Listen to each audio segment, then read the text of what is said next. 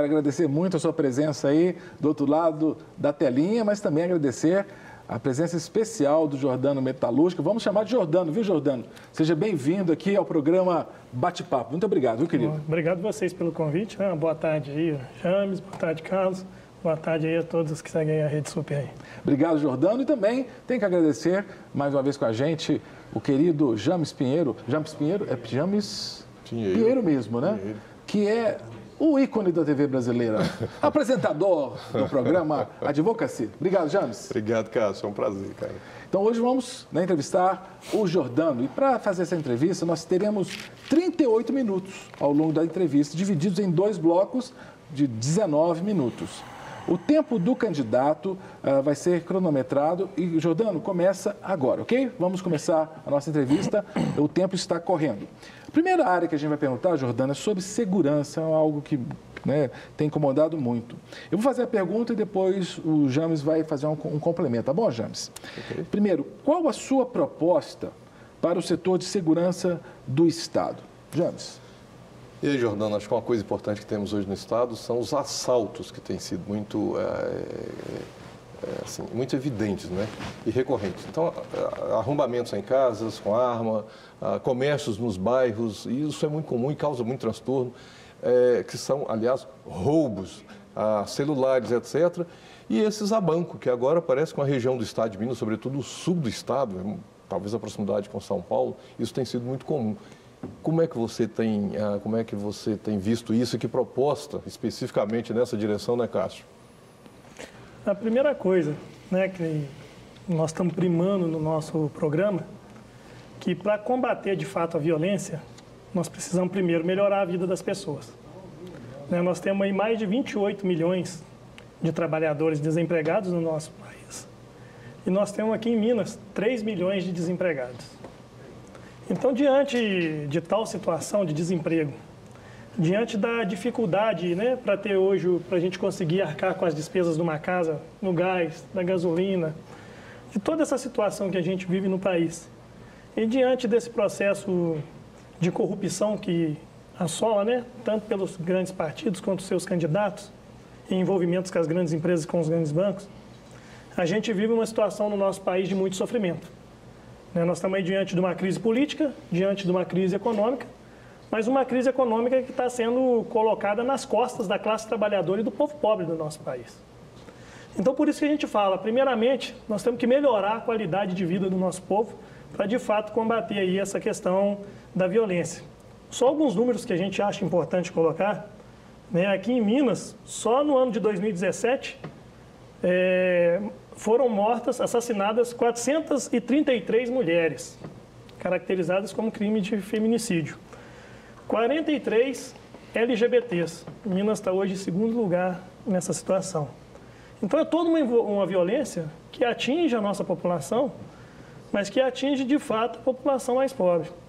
Então nós, primeiramente, resolver essa situação toda que passa o nosso país é prioritário, acabar com esse processo de corrupção que existe, gerar emprego, dar qualidade de vida para as pessoas.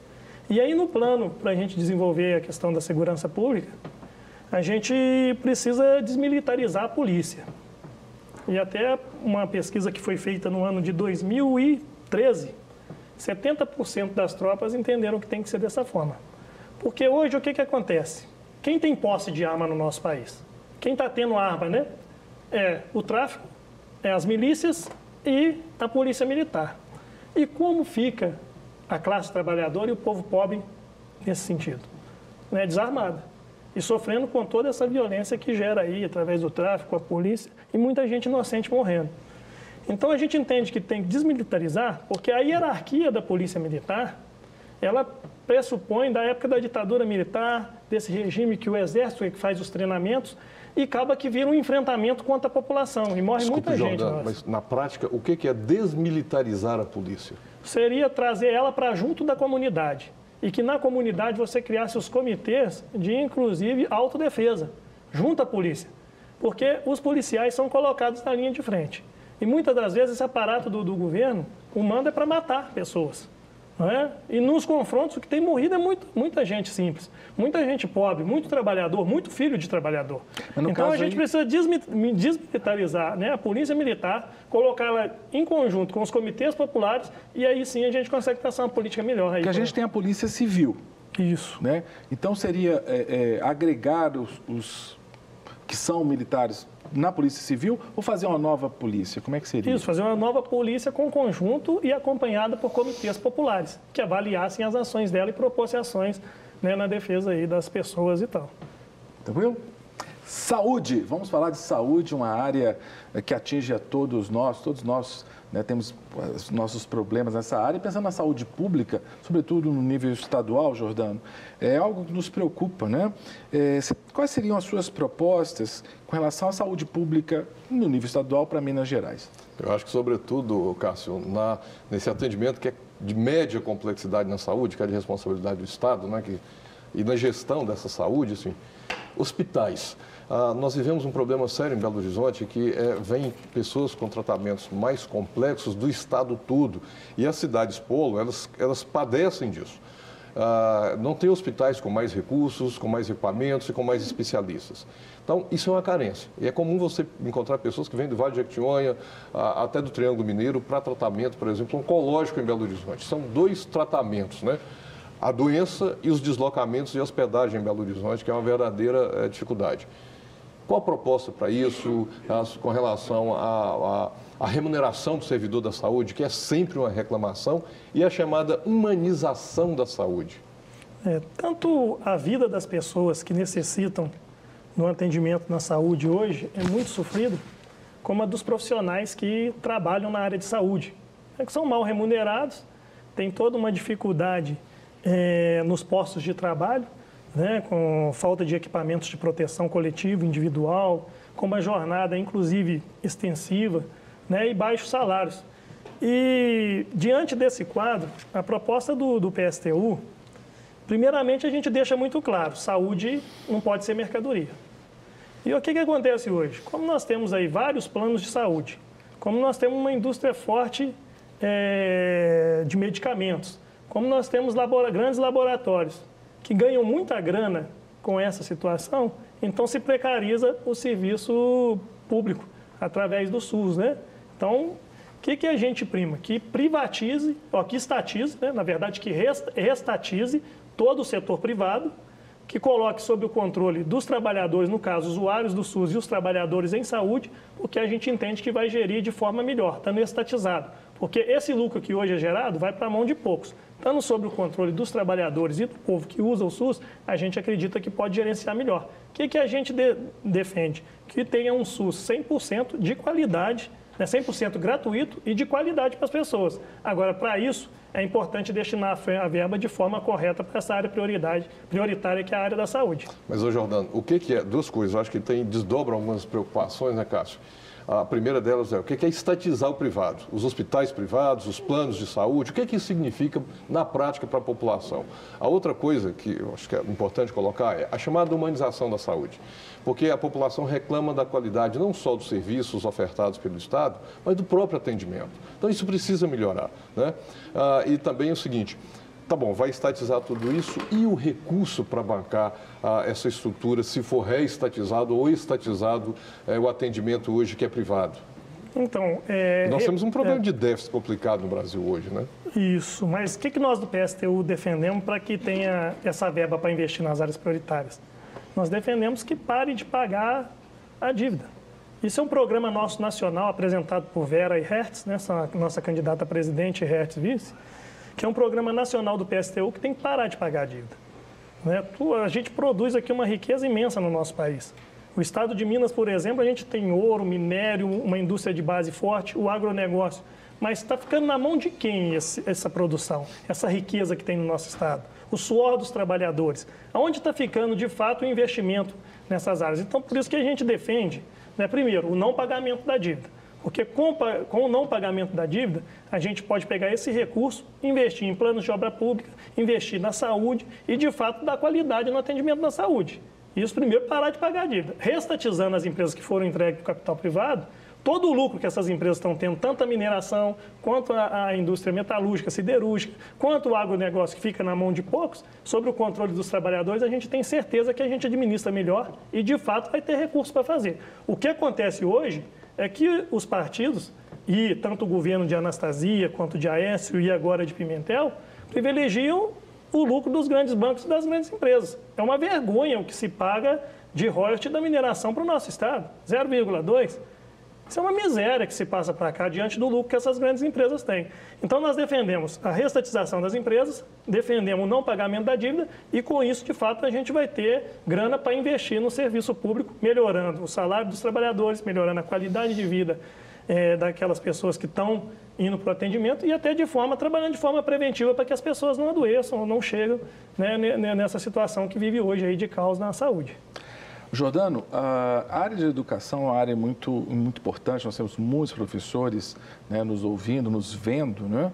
E quando a gente pensa na educação pública, né, e quantos de nós não temos parentes que são professoras do Estado, né? A gente sabe que está tendo um atraso muito grande no salário dos professores, né? E até dos aposentados, né? Dos professores que já não estão na ativa. Você tem algum plano, algum projeto para que não aconteça mais o que tem acontecido do salário atrasar tanto? Então, aí a gente volta na discussão, né, da reestatização das empresas que foram entregues e o não pagamento da dívida. Agora, o nosso Estado foi apresentado que ele teve um crescimento em relação ao ano de 2016 da arrecadação em torno de 12,6%. Então, está numa fase de crescimento, né, de arrecadação. Então, tem arrecadação. Então, por aí a gente já limpa o terreno. O segundo ponto é que se bate muito na questão dos 8 milhões aí, do déficit tal. Mas se perdoou das grandes empresas aí um total de 13 bilhões, né, de valor em isenção. Agora, concede benécias para o grande capital, se retira e joga nas costas dos trabalhadores o problema da crise enfrentada. Agora, aqui em Minas, é um estado, como eu falei, muito rico. Tem condições, sim, de estar com o salário em dia. Agora, tem que saber, né, porque tanto a Anastasia e a Aécio preocuparam em fazer o choque de gestão e atacar o direito dos trabalhadores. E agora a Pimentel ataca da mesma forma, com parcelamento de salários e também com processo de terceirização, que traz um prejuízo enorme para a classe trabalhadora. Agora, é prioridade para o PSTU garantir o salário dos trabalhadores. Garantir a melhoria na qualidade de vida dos trabalhadores e da população pobre do nosso Estado. Jordano, eu acho que além dessa questão do servidor público, ou seja, nós pensamos na política não só para o servidor público, que é uma questão complicada, tanto do ativo como do inativo, mas para a população em geral. Então, por exemplo, se nós pensamos que o ensino não tem sido de qualidade, a grade curricular, né, Cássio, é uma questão complicadíssima de discussão entre os vários segmentos, que é uma coisa preocupante. Assim, o que o Estado ou um governador deve pensar para contemplar uma grade curricular que atenda àquilo que é anseio da população como um todo, sem tantas complicações e debates no meio do caminho. E, principalmente, hoje, a segurança na rede, nas escolas públicas de uma forma em geral, e a qualidade desse ensino, ou seja, qual é a proposta do PSTU para essa área específica. Só fazendo um comentário bem rápido, que são, quando você fala da estatização e da suspensão, da reestatização, perdão, e da suspensão da dívida pública, do pagamento da dívida, são duas matérias bem complicadas. São dois assuntos complexos que não se resolvem num governo só. Se é que se vai conseguir suspender pagamento de dívida ou reestatizar aquilo que foi, até lá tem um espaço que, digamos, o governo de Minas, você vem ocupar o governo de Minas. Até lá, como fazer essa implementação dessa qualidade do ensino na saúde que nós já comentamos aqui, se não vai ter esse aporte de recurso vindo dessas duas mudanças, dessas duas reformas que você propõe? Então, primeiramente, nós assumimos, né, hoje até Vera falou na CBM de manhã, agora eu falei quase na hora do almoço, é o seguinte, a gente assumindo, a gente revoga todas as medidas que foram tomadas contra a classe trabalhadora nesse momento, que foi a reforma trabalhista, que é a terceirização irrestrita, né? E vamos debater a fundo junto aos trabalhadores e convocar para que os trabalhadores administrem e encaminhem para onde tem que ser. E esse vai ser o nosso projeto. Nós queremos, de fato, tem que deixar bem claro, destruir o capitalismo. Ou a gente destrói o capitalismo nesse momento, ou a classe trabalhadora está fadada ao que já está vivendo. Para nós, uma barbárie. É muito sofrimento, é fome, é falta de emprego, é falta de atendimento na saúde, é falta de investimento no setor da educação. Né? E nós defendemos, né, todo esse processo de estatização daquelas empresas também que falam que vão sair do Estado, que colocam sob o controle dos trabalhadores, porque para nós, é questão que tem que pagar mesmo. O salário do trabalhador da educação tem que estar em dia. Nós estamos debatendo aqui sobre educação. Tem que ter investimento forte em educação, tem que ter investimento em saúde, tem que ter investimento em lazer, em cultura, tem que ter investimento em tudo aquilo que move a base da nossa sociedade, para assim, de fato, a gente poder melhorar essa questão na área da educação. No caso do trabalhador da educação, a conhecida Lei 100, né, que vem do governo do PSDB, e houve uma mudança com a entrada do governo estadual do PT. Né? Vários trabalhadores, sobretudo da educação, que foram beneficiados pela Lei 100, né, porque eles se tornaram, foram efetivados, eles perderam isso. Vocês têm alguma proposta para essa questão dos que tiveram perdas com a revogação da Lei 100? Então, é o que a gente falou, né? Infelizmente, tanto a Anastasia quanto a Aécio e agora Pimentel, a política deles foram de atacar o direito dos trabalhadores. A proposta do PSTU é de garantir emprego para toda a nossa população. A gente entende que tem condições. O nosso estado é muito rico. A produção aqui é na alta. Os nossos trabalhadores têm disposição para fazer. Agora, infelizmente, esses governantes aí, para privilegiar pagamento de dívida e para privilegiar aqueles que financiam as campanhas deles, jogam contra a classe trabalhadora. E aí aplicam de ponta a ponta, né? Se você pegar Temer, atacou junto com Dilma, inclusive Lula também atacou, inclusive Fernando Henrique também atacou, todos esses governos, PSDB, PMDB e aliados a eles, todos para nós são farinha do mesmo saco. Porque atacam com a reforma trabalhista lá em cima, atacam com o processo de terceirização e da mesma forma atacam aqui embaixo. Então PMDB, PSDB, PT, eles atacam a classe trabalhadora. O nosso intuito é organizar a classe trabalhadora para enfrentar esses ataques e melhorar a qualidade de vida. Mas nesse caso da Lei 100, que ela foi uma lei aqui de Minas, uma lei delegada, depois ela foi, o STF julgou, ela é inconstitucional, e aí o trabalhador ficou numa situação jurídica na relação com o Estado insegura. Então, assim, há um universo de servidores da educação que estão numa situação indefinida. Especificamente, seria o quê? Concurso novamente? Qual que é a proposta do PSTU para esse universo de pessoas? A gente trabalha muito com essa questão dos concursos, né? Porém, a gente tem que ter um carinho grande com as pessoas que entraram como forma de contrato, né? Para a gente conseguir garantir para todo mundo. Né? A partir de agora, novos concursos, com certeza. Geração de emprego, com certeza. Se a gente vai ter planos de obra pública, que interessante, vamos chamar a população para que ela tenha de conjunto a oportunidade de estar fazendo um concurso e de estar entrando. E preservar aqueles que tiveram aí, né, sofrido um ataque aí da forma brutal como que foi aí a perda dos seus empregos. Né? Vamos continuar ainda em educação, no finalzinho desse primeiro bloco, Jordano, porque a gente queria saber, por exemplo, da Universidade Estadual. A gente tem a UENG em alguns lugares, em algumas cidades do estado. O PSTU tem alguma proposta no sentido de ampliar as vagas da UENG? Como é que o PSTU vê essa questão da Universidade Estadual? Para nós é prioridade investimento em educação. Prioridade. Nós temos que fazer o máximo para que a riqueza que é produzida aqui no nosso estado, que uma boa parte dela seja destinada para garantir do ensino básico ao ensino médio ao nível superior, para a nossa população, o estudo aí, gratuito e de qualidade. Não, eu acho que a pergunta do Cássio tem razão, tem uma fundamentação muito legal, muito importante, que a lei da educação, a legislação da educação, ela traz a responsabilidade da União, Estado e municípios, né? Na relação ensino médio, fundamental e superior. Não é só exclusivamente. Então, assim, o Estado iria assumir mais efetivamente o ensino superior com a universidade pública? A ideia é a gente investir de conjunto, sim. É isso. Ok, Jordano, nós vamos dar um breve intervalo, né? O tempo agora vai parar, né? Para a gente ter o tempo certinho para você. Vamos para o intervalo e já voltamos falando de economia, tá joia? Tá certo. Nós vamos para um breve intervalo e voltamos já com o candidato Jordano, metalúrgico, no nosso bate-papo.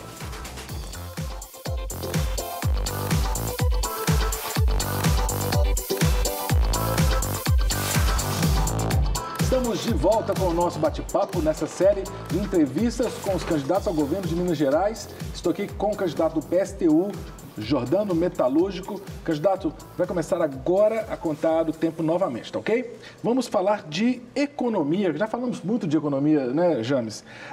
Nós temos aqui uma informação que o déficit, você até mencionou, né, muito alto, 8 bilhões de reais nas contas do Estado. Você tem alguma proposta? É muito alto, né, James? Não, esse é um caso seríssimo, né, Jordano? Porque quando nós pensamos em... Não há mágica em déficit público, em equilíbrio fiscal, não tem mágica. Você tem que cortar custo e aumentar a receita. Aumentar a arrecadação, muitas vezes, significa aumentar tributo, imposto, etc. Cortar custo é cortar mesmo despesas, seja investimento, seja de capital e etc. Ou seja, não tem muito segredo com relação a isso. Se nós pensarmos que tem um déficit de 8 bilhões de reais, o Estado vai levar um tempo para conseguir fazer esse equilíbrio. Nós temos alguns problemas aí no Estado, e um deles é a folha de pagamento. Aliás, o Brasil tem um problema com folha de pagamento. Um número grande de servidores, na ativa e também os aposentados. Nós temos um problema que a gente pode até falar aqui também, que é da previdência social do setor público. Isso gera um déficit.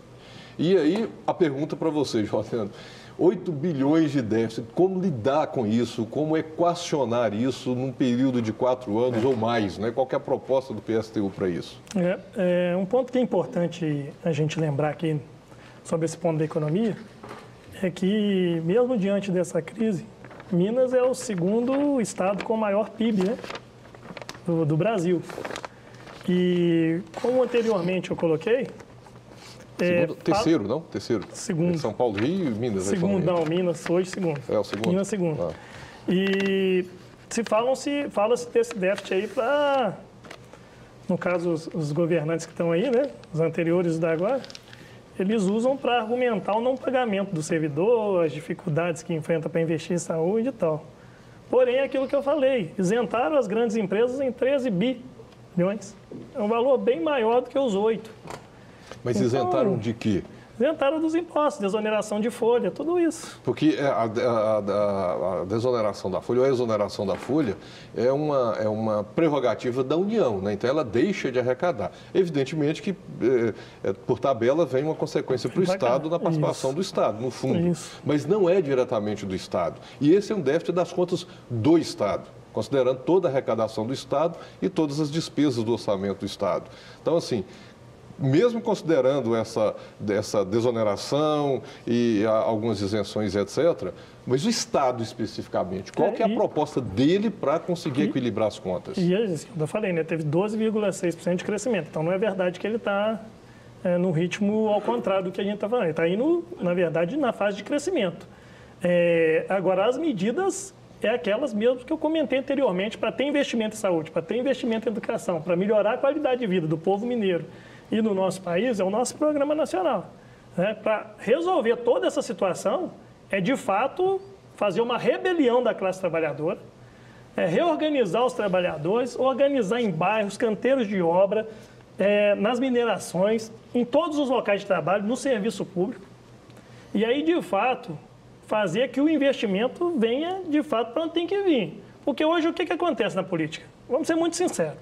Você tem aqui prefeituras e câmaras. Você tem governo de Minas e Assembleia Legislativa. Você tem Senado, Congresso e presidente, não é? Esse povo que está lá, que veste terno e gravata lá em cima, eles não conhecem a realidade daquilo que a gente passa aqui embaixo. Eu sou um operário de fábrica. Eu convivi com 1.200 graus de caloria na cara, como a gente fala, com poeira, com ruído, com todos os agentes agressivos no ambiente de trabalho. E ainda a gente passa dificuldades para manter as nossas famílias. Agora, um Estado que não garante nenhum emprego para os trabalhadores é um Estado que precisa de ter uma mudança. Então, por isso que nós estamos fazendo um chamado à rebelião, à construção de uma revolução socialista, a destruir o capitalismo, para que aí, de fato, a gente possa pegar tudo aquilo que se produz, e aí quem produz é a classe trabalhadora, quem retira do solo, quem funde, quem constrói prédio, quem constrói casa, quem dá aula na escola, quem filma aqui através dos câmeras, quem está aqui, né, no jornal com a gente levando a transmissão, somos nós que trabalhamos a riqueza. E isso não fica para nós. Está na hora de destruir isso, gente. Não dá mais. Não tem espaço dentro do capitalismo, e nós nem fazemos coligação com os outros partidos, é por causa disso. Porque todos os outros partidos acreditam que por dentro desse sistema é possível mudar a vida dos trabalhadores. E não é possível. É possível a gente assumindo o controle através dos conselhos populares e operários, dar a direção para onde vai se investir toda essa grana e tirar o Estado da situação que eles falam que estão. Não era para estar, é porque estão garantindo o privilégio de dívidas de bancos, né? E também a garantia para os grandes empresários. Eu estou muito feliz com a honestidade e a transparência do Jordano, porque um partido de esquerda, quando você fala destruir o capitalismo, não é uma fidelidade ideológica clara com o marxismo, com o socialismo. Porque os outros realmente, os outros muitas vezes não são tão claros assim. Mas em termos de economia, como é que a gente vai pensar em emprego se a burguesia vai ser destruída, entende? Seriam empregos públicos? Como é que seria a visão? Isso. Aliás, Cássio, me permita até fazer um comentário aqui, porque eu também estava nessa dúvida. Porque quando você fala do trabalhador, tá, mas e o empresário, o investidor? Porque ele gera emprego. Não necessariamente tem que tirar direitos dos trabalhadores, etc., mas ele é quem gera emprego, ele faz investimento. E aí, me permita que inserir uma outra questão na pergunta do Cássio. Seria o Estado o grande empregador? O Estado vai dar emprego? Assim, é o Estado responsável pela economia para garantir emprego à população em geral? É essa a visão do partido? Através do processo de reestatização, a partir do momento de não pagar a dívida, o Estado assume, porém, com a participação dos conselhos operários e populares, para destinar para onde vai essa riqueza. E quando a gente fala na questão dos empresários, nós estamos falando aqui de CSN, nós estamos falando de Vale, nós estamos falando de Usiminas, nós estamos falando de Açominas. São grandes empresas que os trabalhadores sequer conhecem quem que é o dono. Mas nós falamos também da padaria do bairro, do açougue, do colégio. Com esses, nós não temos... Né? Esse aí trabalha, ele põe a família dele para trabalhar junto, na grande maioria das vezes. E nós estamos falando aqui das grandes empresas. Essas que têm os acionistas, que em grande parte são os grandes bancos, porque hoje o imperialismo é a junção desses dois aí, né? Dos bancos com as grandes empresas para explorar o nosso povo. E isso nós não podemos admitir mais. Nós temos que romper com essa lógica do lucro, porque senão nós vamos continuar sendo explorados cada dia, com menos trabalhador dentro dos locais de trabalho, com mais pressão para atingir metas de produção e com benefícios cortados por um governo que é financiado por essas grandes empresas.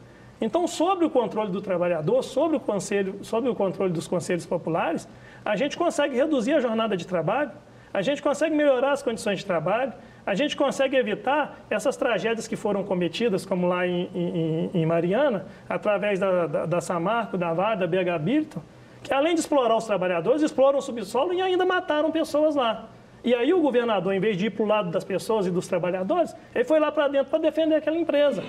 Então, além de promover toda uma barbárie da classe trabalhadora através de baixos salários, mortes no ambiente de trabalho, mutilações, decapitações de pais e mães de família, explorar o nosso subsolo, o que tem sobrado para a classe trabalhadora?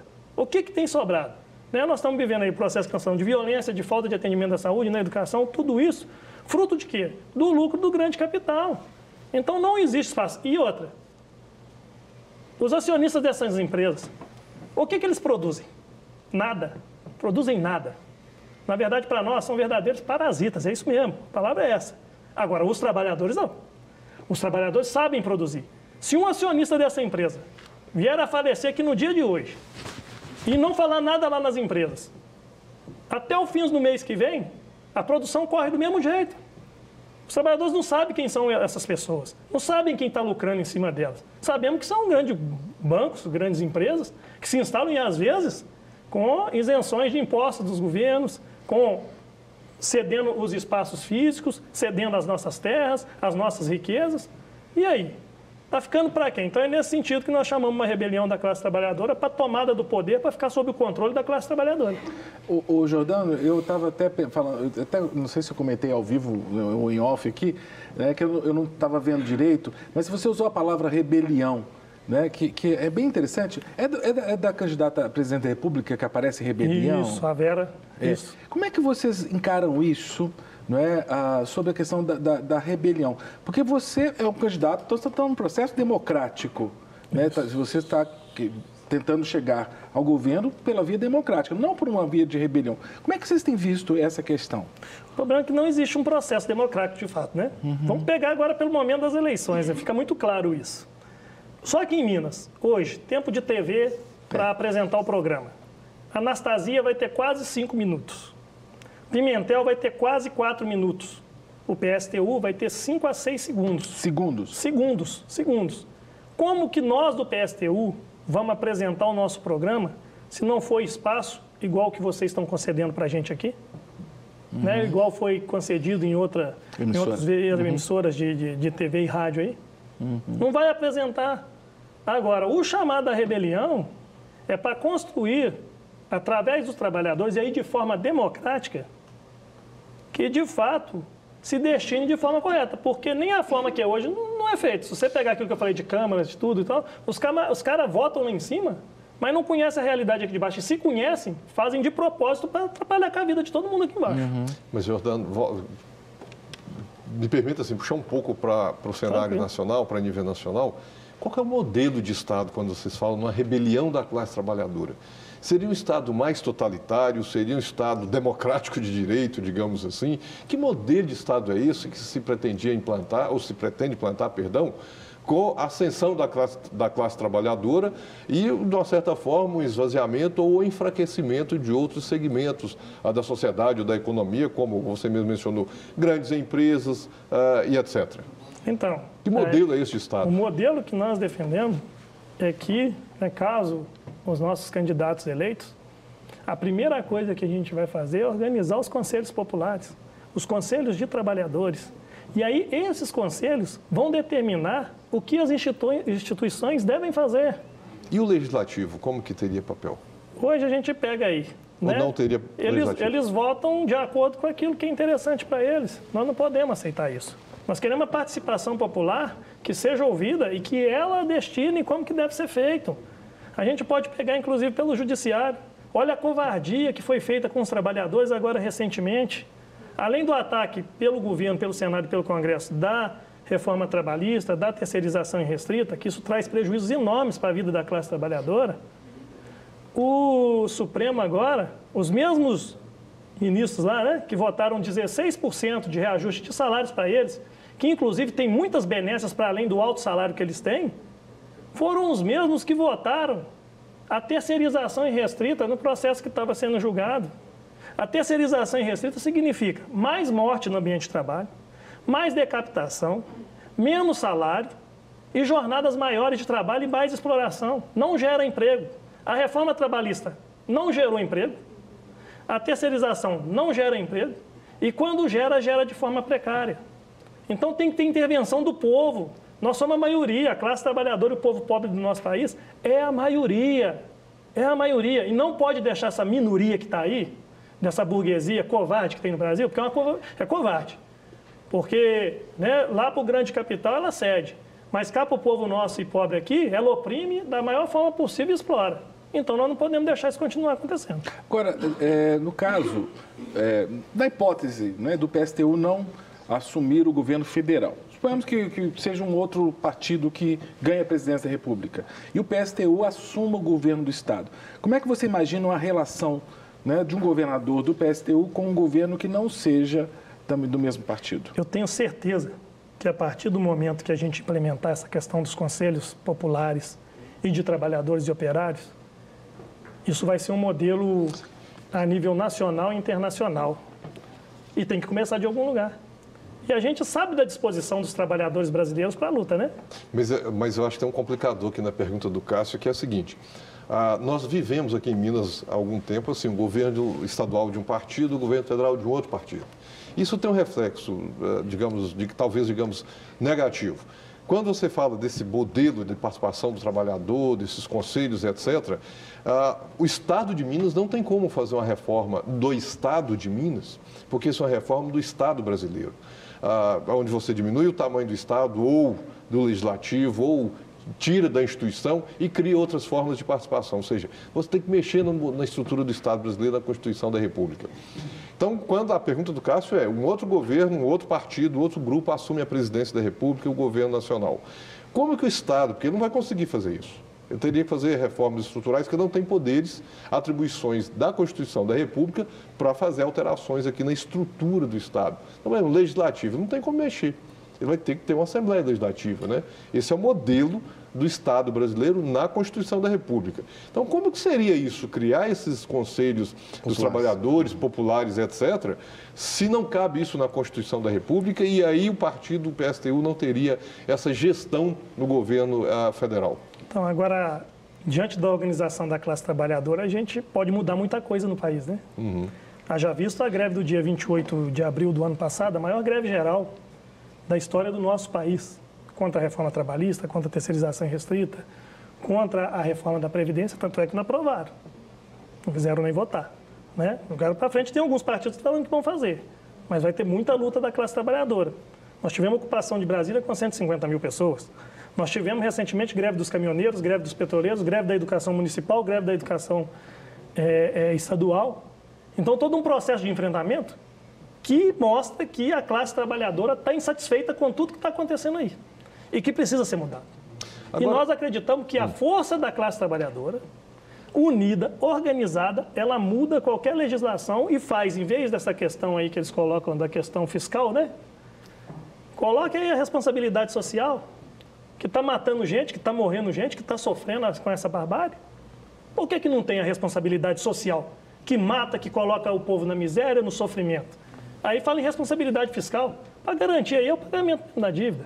Entendeu? Então, só uma mudança mesmo através da classe trabalhadora que nós do PSTU acreditamos que é possível. Agora, uma pergunta assim, acho que Cássio mencionou coisas importantes. Por exemplo,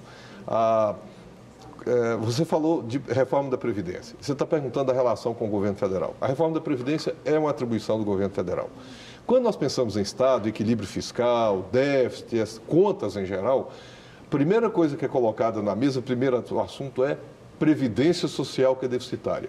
E aí um grupo que fala que é deficitário, outro grupo fala que não é deficitário, mas ninguém discorda que a Previdência do setor público ela é deficitária, pela forma como está estruturada, tanto como servidor inativo, como civil e o militar. Ou seja, tem um problema sério para resolver na Previdência do setor público.